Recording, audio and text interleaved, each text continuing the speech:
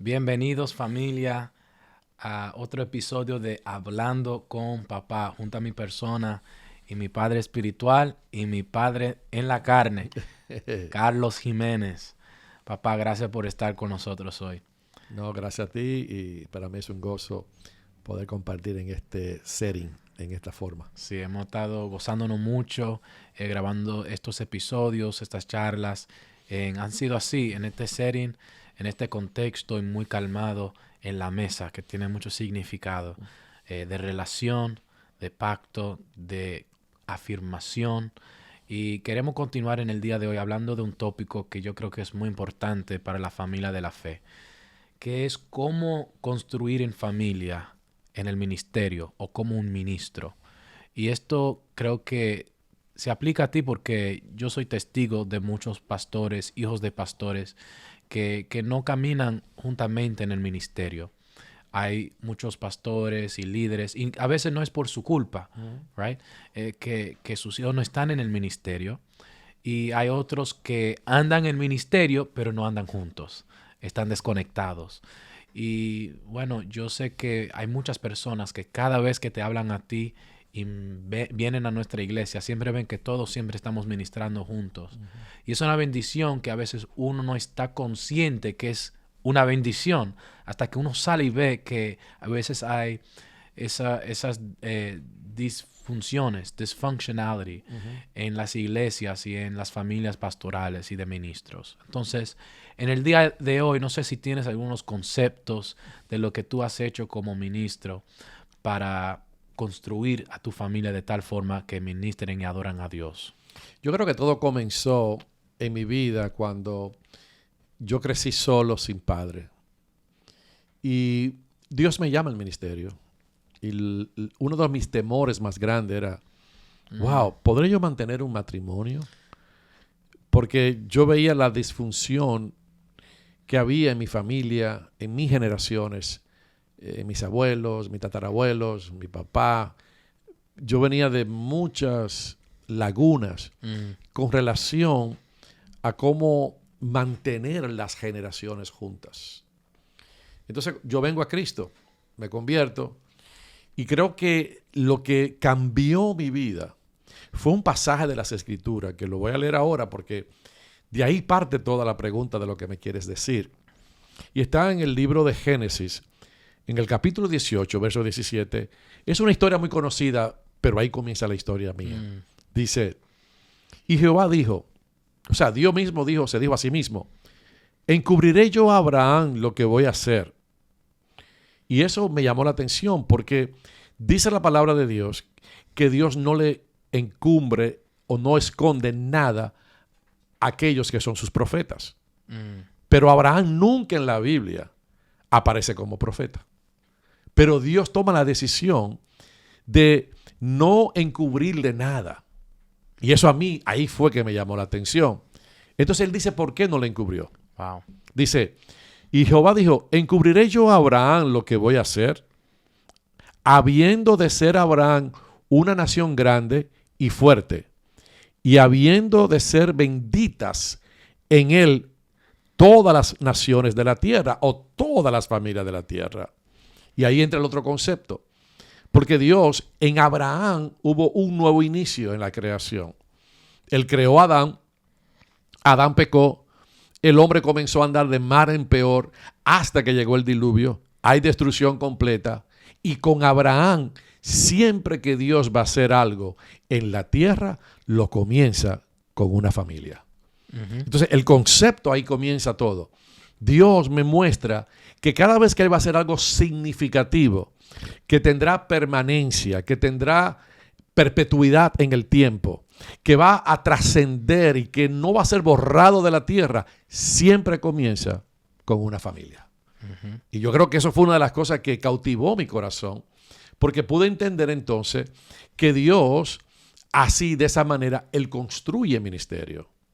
Y que debíamos entonces nosotros como mi esposa, Lisette, tu mamá, como nosotros comenzamos a meditar en esto, cómo nosotros podíamos construir nuestro ministerio, todo lo que Dios nos había dado. Decimos nuestro, es de Dios, pero la responsabilidad que Dios nos había dado, ¿cómo lo podíamos hacer creando este concepto de familia en medio nuestro.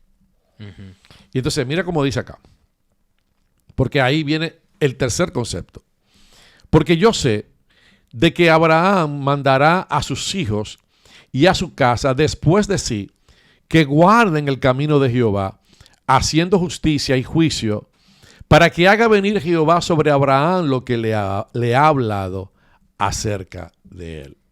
Entonces aquí entra otro concepto. O sea, una de las razones por las cuales Dios no le escondió nada a Abraham, lo consideró como profeta, porque Abraham era un padre. Y era una familia donde Dios iba a comenzar a construir. Entonces Dios dice, no le voy a ocultar nada, porque yo sé, Dios tenía una seguridad de que Abraham iba a hacer algo. Amen. ¿Y qué era lo que Abraham iba a hacer? Que él iba a enseñar lo que Dios le había revelado, lo que Dios había manifestado a su vida. Eso lo iba a enseñar a su descendencia. Y entonces, por eso, Dios no le encubrió nada.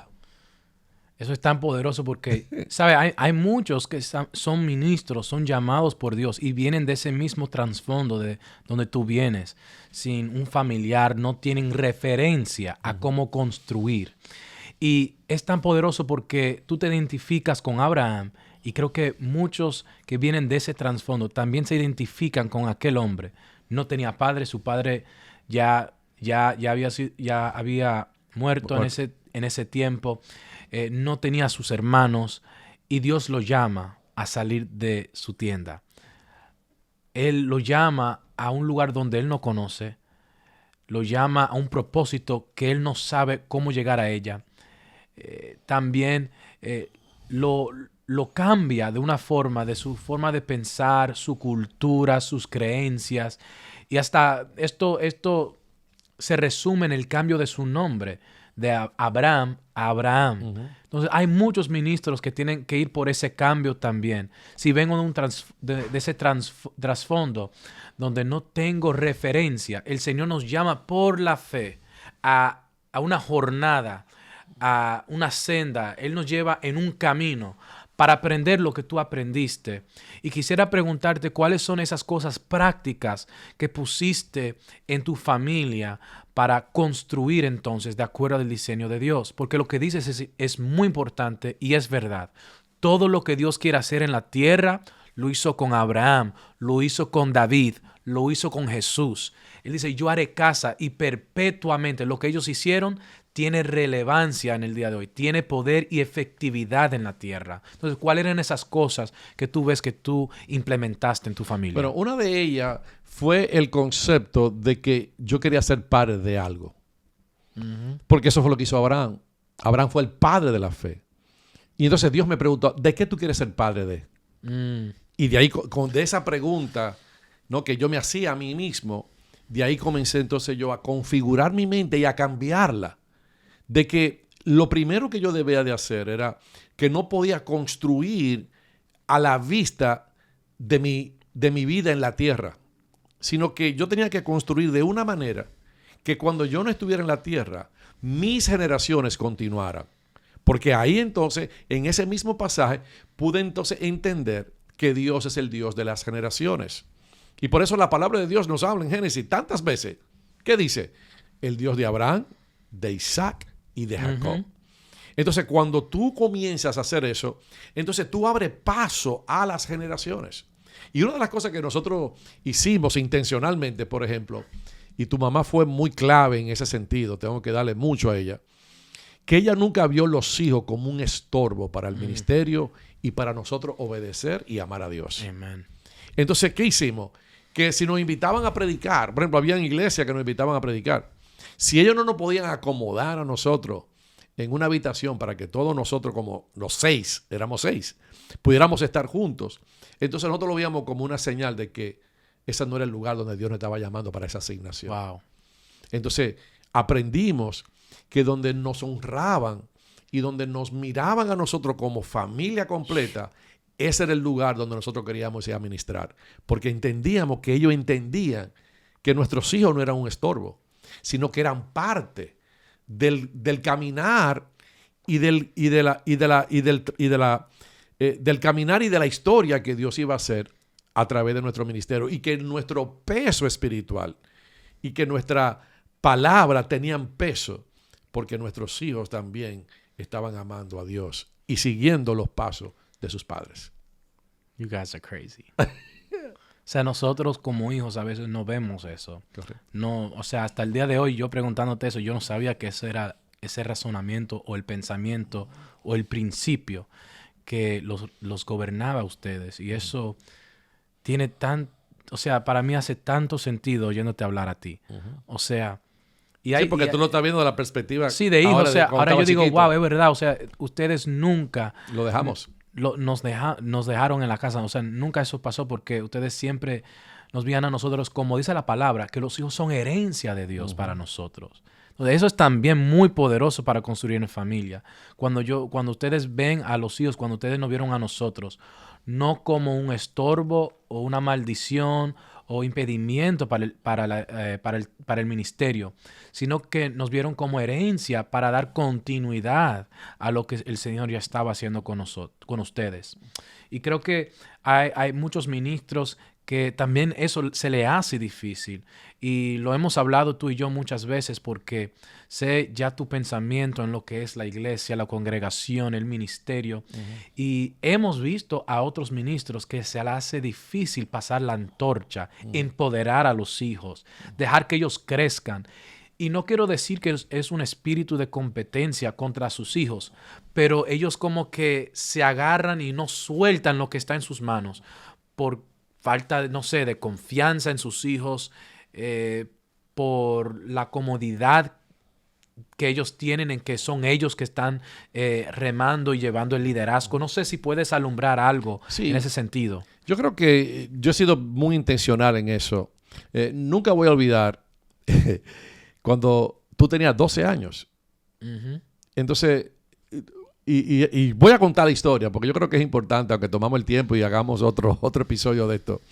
Porque yo me acuerdo cuando Dios nos entregó el edificio y teníamos que ir a firmar a Manhattan. Era un edificio, o sea, yo nunca había estado en una oficina así.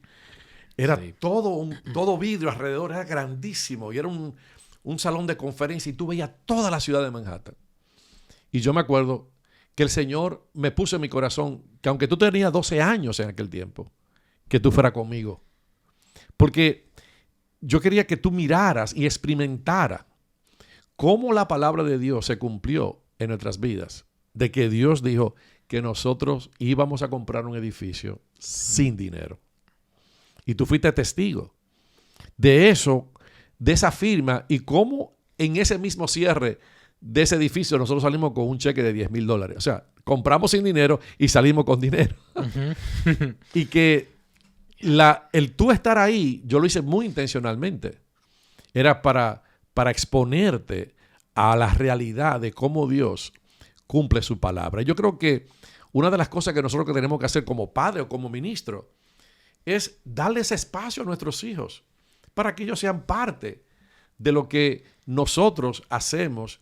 Y aunque tal vez tú no entendías en ese momento en su plenitud la razón por la cual tú estabas ahí. Tú estabas jugando 12 años, bueno, pues estaba ahí y estaba como un niño tranquilo, mirando el proceso.